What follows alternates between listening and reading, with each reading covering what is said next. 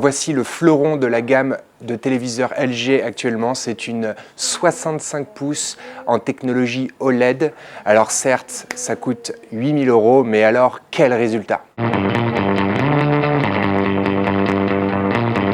Premier point fort, c'est le design et l'ergonomie du téléviseur, à commencer bien sûr par son esthétique vraiment hors norme, courbée, avec une dalle courbée, mais alors un cadre très très fin, des matériaux et une finition vraiment excellente.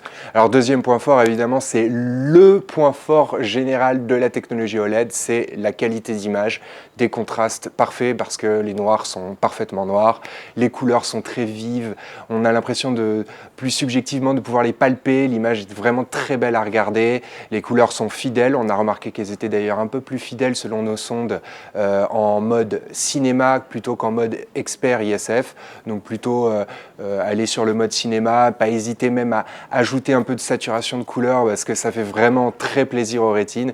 L'image est simplement magique, hein, la qualité d'image de la technologie OLED est vraiment sans précédent par rapport à la qualité d'image des téléviseurs LCD et on le constate encore et encore à chaque fois qu'on teste une nouvelle télévision de chez LG.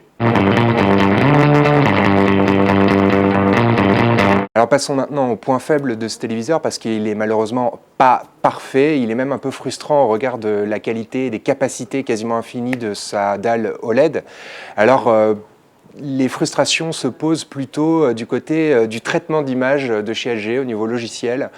Tout le post-processing de l'image est un peu grossier, il n'est pas aussi fin que chez d'autres fabricants comme notamment Sony ou Philips, Panasonic ou Samsung. Ce traitement d'image, notamment pour l'upscaling en 4K, en Ultra HD pour des sources Full HD, n'est pas aussi fin et subtil que chez d'autres fabricants. Ensuite, surtout ce qu'on appelle le True Motion chez LG, c'est la gestion de la fluidité des mouvements. Elle n'est pas satisfaisante. Alors les réglages sont nombreux, mais il n'y en a pas un seul qui nous a vraiment satisfait totalement, comme chez d'autres fabricants, notamment Sony ou Samsung, qui ont des techniques de fluidification d'image vraiment parfaites. Chez LG, on arrive vite dans l'effet caméscope ou alors vite dans l'effet micro-saccade. C'est assez frustrant, surtout pour une dalle OLED. On ajoute aussi de ce côté compensation de mouvement qu'il n'y a pas d'insertion d'image noire, donc il n'y a pas de technique permettant de supprimer votre persistance rétinienne, ce qui pourrait en fait aider les joueurs à mieux voir les mouvements très rapides dans les scènes de jeux vidéo. Il n'y en a pas sur ce téléviseur, alors c'est assez frustrant parce que l'OLED serait juste une technologie parfaite pour ce genre d'utilisation.